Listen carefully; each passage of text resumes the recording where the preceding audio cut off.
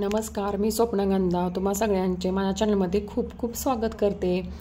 आज आहे गोव्यामधला तिसरा दिवस आणि आज आम्ही साऊथ गोव्यामधल्या फेमस अशा काबोदी रामाच्या बीचवर जाणार आहोत। म्हणजे ऑलमोस्ट आम्ही तिथे पोहोचलेलोच आहे। बाईकवरून गेल्यामुळे आम्ही तिथे काही व्हिडिओ जास्त केले नाहीत।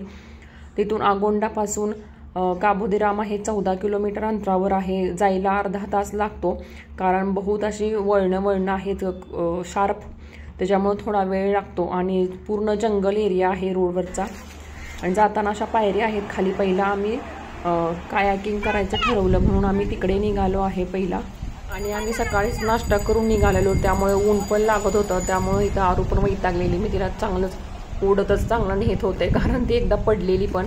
तुम्ही काबोदी रामाला इथं कायाकिंग पण करू शकताय, म्हणून आम्ही पहिला कायाकिंग करण्यासाठी आलेलो आहे। आणि हाच तो काबोदी रामाचा बीच आहे। एकदम सुंदर, स्वच्छ आणि निवांत इतका छान होता की खूपच छान होता, मला खूप आवडला। तसे बऱ्यापैकी साऊथ गोव्याचे बीचेस खूप सुंदर आणि छान आहे, स्वच्छ। इथे आम्ही कायाकिंगच्या तिथे पोहोचलो आणि तिथं रेट सांगतात जरा बऱ्यापैकी आपण बार्गेनिंग करायचं। मग आम्ही 400 मध्ये दोघी बसलो, एका बोटीमध्ये दोघी बसत। मग आम्ही कायाकिंग करायला चालू केली, पण आम्हाला पहिला काय येतच नव्हतं। इकडे धडक तिकडे धडक असंच चालू होतं आमचं।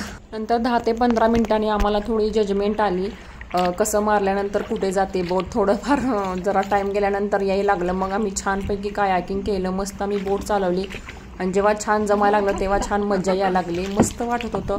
दोन्ही साईडने नारळाची झाडं, सावली आणि पाणी, त्यामुळे भारी वाटत होतं। तुम्ही पण नक्की गोव्याला गेल्यानंतर हे कायाकिंग नक्की करा। हे बघा, आम्ही असं सारखं धडकतच होते, नंतर लास्टला बघू शकताय। मग आता आम्ही निवांत असं छान कायाकिंग करत आहे।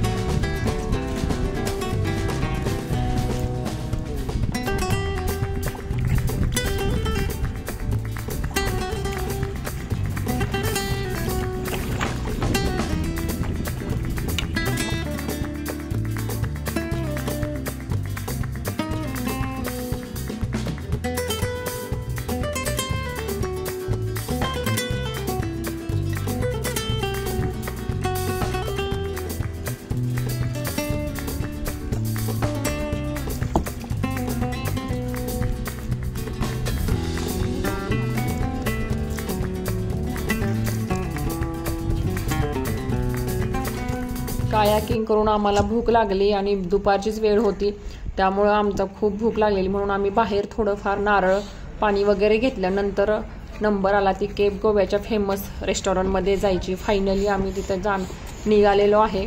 माझी आणि तेजूची खूप इच्छा होती की इथं रेस्टॉरंटमध्ये जायचं आणि काहीतरी खायचं, आणि दुपारची पण वेळ होती जेवणाची, त्यामुळे आम्ही तिथं गेलो। कारण उन्हामुळे पाणी पिऊन काही जास्त भूक पण नव्हती, म्हटलं पण जायचं आहे तिथं काहीतरी खायचं आहे, म्हणून आम्ही निघालेलो आहे। आणि बघू शकताय तुम्ही वरून व्ह्यू खूप छान होता। दुपारची वेळ होती आणि आम्ही कायाकिंग करून इतकं दमलेलो ना, खूपच दमलेलो। त्याच्यामुळे कॅफेमध्ये येऊन खूप असं बरं वाटलं, जरा मनाला जरा जीवाला जरा शांती मिळाली। असल्या उन्हात आणि बीच साईडला तर खूपच ऊन लागतं, त्यामुळे कॅफेमध्ये येऊन खूप भारी वाटलं। आणि तुम्ही कॅफेतले ॲम्बियन्स बघू शकताय, मस्त असं छान आहे आणि ते छान वातावरण होतं मस्त। तिथे कॅफेमध्ये आम्ही टेबलवर बसलो, पण आम्हाला त्या बीच साईडचा टेबल पाहिजे होता, पण तो ऑलरेडी आधी बुक करायला लागतो तरच तो भेटतो, म्हणून आम्ही अलीकडच्या लाईनमध्ये बसलो। आणि तुम्ही बघू शकता इथं मेनू कार्ड कसले आहेत, खाकी कवरमध्ये एक पेपर त्यांनी त्या पॅडला लावलेला आहे। हे मेनू कार्ड जरा डिफरंटच आहे, पण असो आता आम्ही आलोय तर म्हटलं जरा मेनू कार्डची तिथं चेक करू।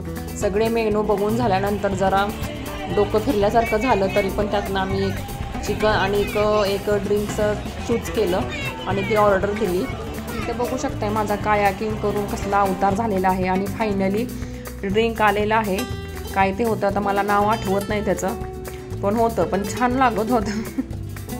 मस्त असं थंडगार ज्यूस पिल्यानंतर आता माझा मूड जरा छान झालेला आहे। मग अशा थोबड्यापेक्षा आता जरा जरा चांगलंच झालेलं आहे, त्यामुळे जरा म्हणते जरा व्हिडिओ काढून। तुम्ही बघू शकताय मागचा कॅफेतला व्ह्यू एकदम मस्त होता। त्यानंतर आम्ही स्टार्टर टाईप असं मागवलेलं चिकन, ते पण छान होतं। इथलं फूड छान आहे।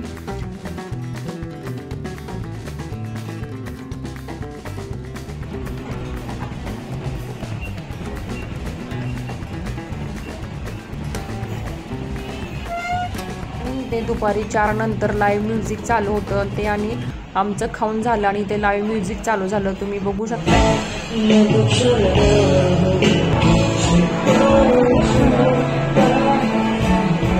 संध्याकाळचे 4-4:30 वाजलेले आहेत. आता आम्ही रिटर्न जायला निघालेलो आहेत. खाऊन झालं कॅफेतले, वर आलं तर हे बघू शकता इथला झरोका कसला काड्या लावून तर झरोका बनवलेला, त्यात सगळे फोटो काढायला फार पालते पडलेले आहेत. त्यात आम्ही पण संधी सोडली नाही, आम्ही पण तिथला फोटो काढले बसून.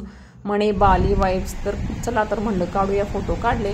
आणि बघू शकताय वरून काबोदी रामाचा व्ह्यू कसला मस्त आहे. बीचचा व्ह्यू एकदम भारी होता, मला खूप जास्त आवडला ह्या बीच.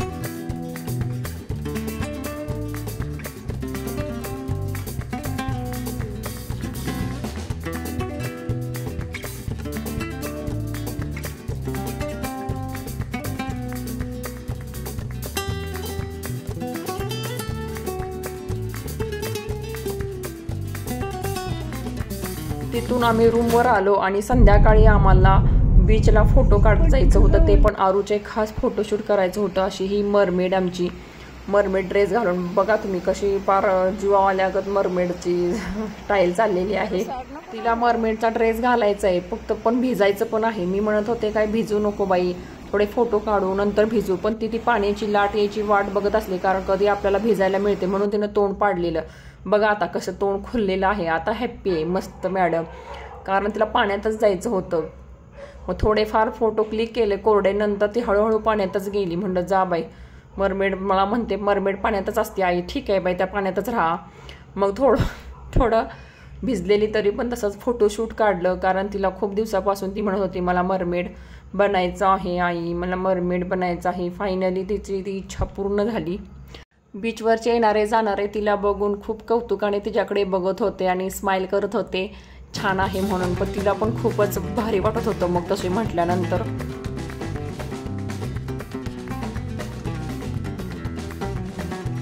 परिश्रमानंतर छान फोटोशूट झालं, मस्त मस्त फोटो क्लिक केले.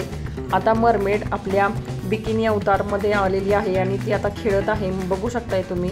आता मरमेड वेगवेगळं सगळं गेलं, आता फक्त खेळायचं आहे आणि तिला फक्त त्या रेतीसोबतच खेळायचं असतं. अशा पद्धतीने आमचा डे 3 खूप छान असा मस्त पार पडला. तुम्हाला हा व्हिडिओ कसा वाटला आम्हाला कमेंट करून नक्की सांगा आणि आवडल्यास लाईक, शेअर आणि सबस्क्राईब करा.